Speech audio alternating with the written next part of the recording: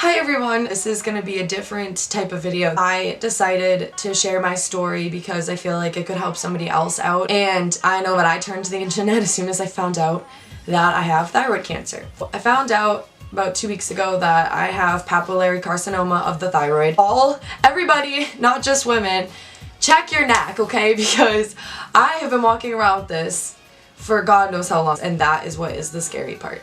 I could have gotten it at any point in time, and I think that me going to the doctor for something completely unrelated tells me that, you know, it's kind of scary. You don't know what you could be walking around with. I did have some hoarseness and voice loss for about a year on and off, and I ended up going to the doctor for that, and she then was feeling my lymph nodes and all around my neck, and she told me that she felt a lump on the outside of my thyroid and that I should go get it checked.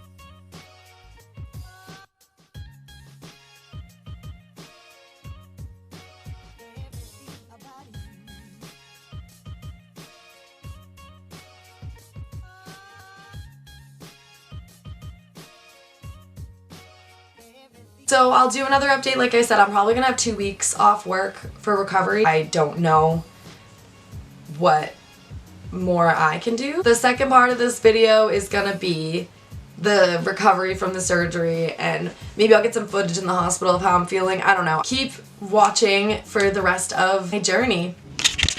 Good morning, everyone. It is the morning of my total thyroidectomy, and I'm not really sure what to feel. So this is what my neck looks like beforehand. I'm curious to see how I'm gonna feel when I get this thyroid taken out. I know it's not gonna be fun. All right, let's head on over to Mass Pioneer.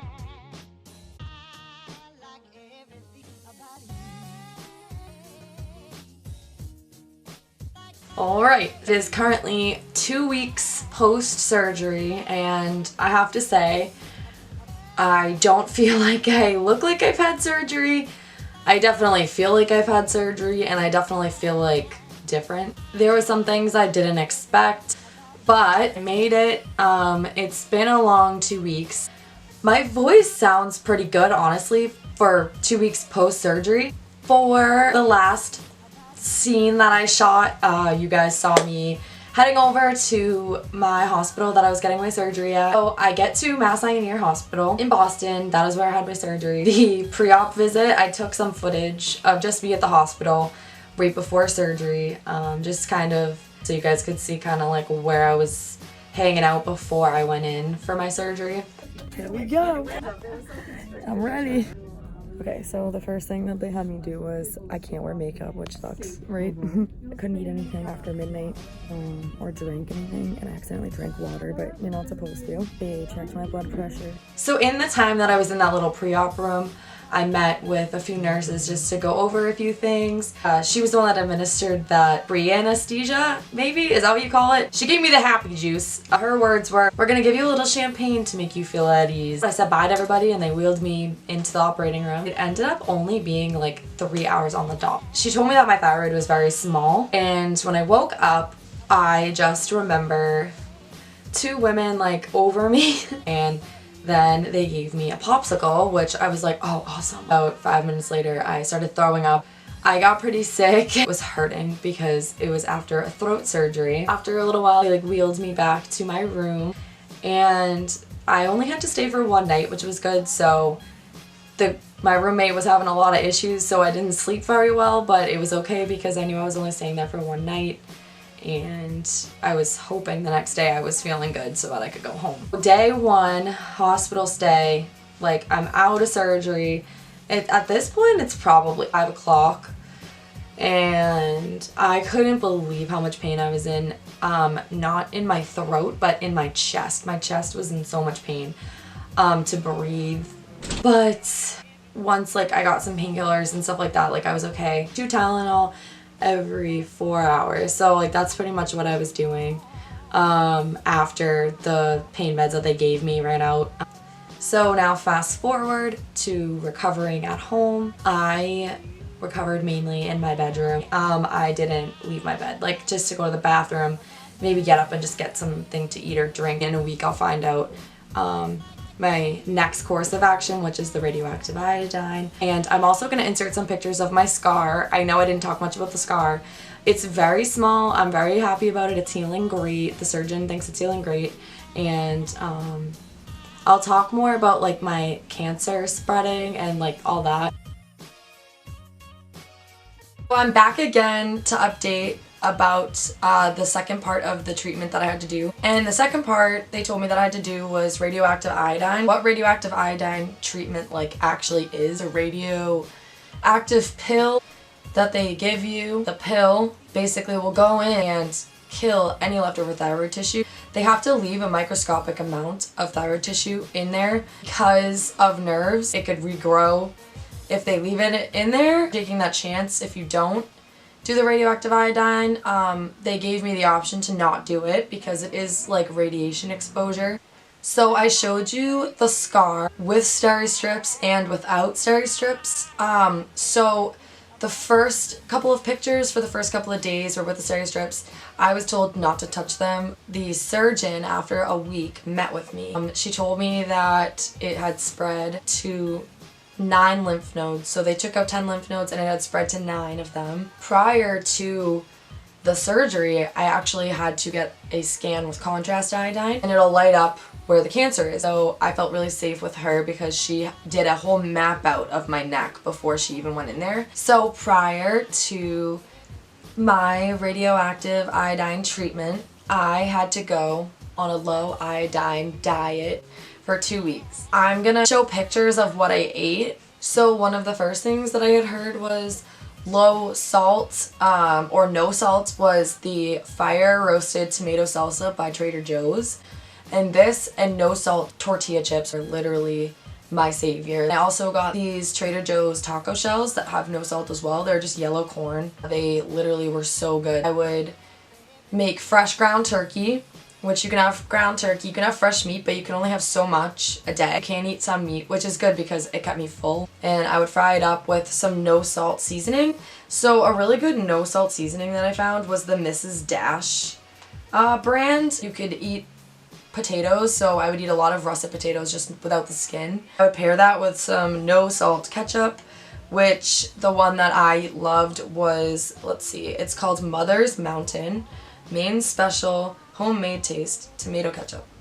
Also tried some sodium-free whole wheat bread, which was really disgusting. And I would add jam to it because you can have jam. There was one brand of Lara bars that had no sodium. It was coconut chocolate chip, and it only has 5 ingredients. And I would generally bring those with me for breakfast, like for work, just so that I had something in my stomach. I was eating a lot of cantaloupe and like apples and bananas. And then I would also get Wild Made organic tropical fruit rolls. And they have a half a serving of fruit per roll. So like sometimes I would have 2 of those in the morning because like I was so hungry. So I would also get egg whites. You can have egg whites. You can't have the yolk for some reason. I also found this fruit smoothie by Naked called Power C Machine. So there's no sugar added and it also has 0 sodium. So I was like, okay. I only got that kind because all the other ones said that there was sodium in them. I could also have Oreos, which was great. Oreos have no iodized salt. You can't have almond milk. You can't have any dairy. There's another salad dressing brand that's really good. It's called Brianna's. Yeah, it was definitely tough, but hopefully like this will give people some sort of an idea of what they can eat on the diet. Fast forward to the treatment. So after the 2 weeks was up, I went into Beth Israel Hospital in Boston. I met with the oncologist and then he told me what they were going to do. They were going to administer what was called Thyrogen injections. And Thyrogen injections are injections that you have to get if you can get them and your insurance covers them. It didn't cost me anything for the shots. I heard that without insurance it can cost $3 grand for the 2 shots.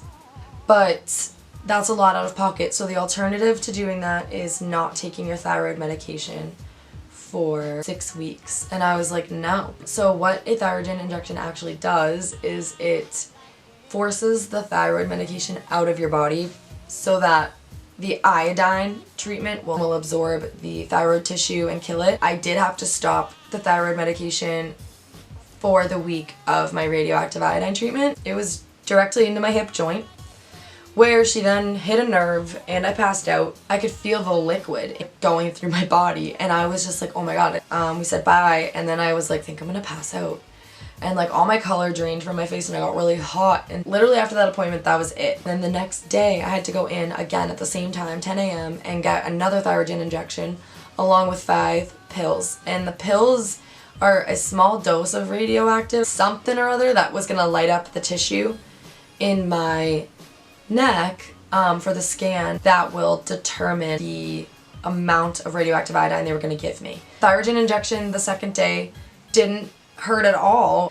Apparently she hit a nerve and that was what I felt. Then Wednesday I went in at 10 a.m. again. I got the 2 hours worth of scans and then they determined my dosage for the radioactive iodine. There she just handed me the pill and so I had to go into isolation for, mine was only like 2.5 days. Got home, the only protocols I had to do was like my mom couldn't hug me or touch me. I couldn't go to work for a whole week. And I couldn't go near pregnant people. They basically told me that radioactive iodine is an element and that bleach and all of that won't get rid of it. The only thing that's gonna get rid of it is water. So they literally told me to just wipe down everything with like tissues whenever I touched something where my hands were sweaty.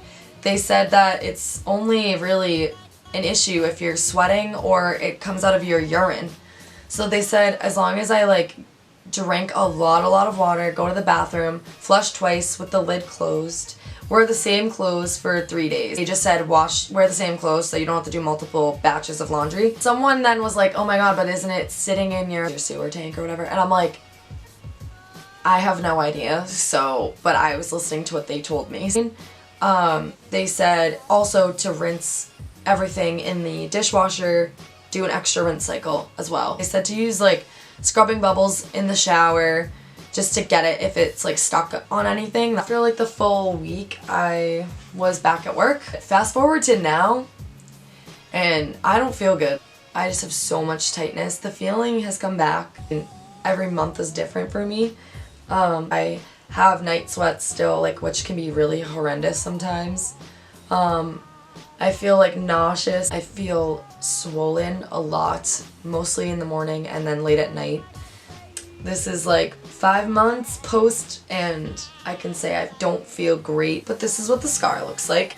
So yeah, for as pale as I am. So the stuff I've been using on my scar is called Correct X. You can get it on Amazon. I'm on 112 milligrams of levothyroxine. There's a lot of different types of thyroid medication. I need to take it at the same time every morning, like for the rest of my life. Yeah, you can't eat for an hour after either, so it's a little tiring, especially when traveling. There's always a chance that this type that I have can reoccur, and it all depends on like how my treatment worked, and the worst case scenario is I get more treatment and more surgery. So that is basically my update. Feel free to message me. This is like kind of the end of this little video and I hope I put in enough information for people to not feel alone. We'll see you when I see you.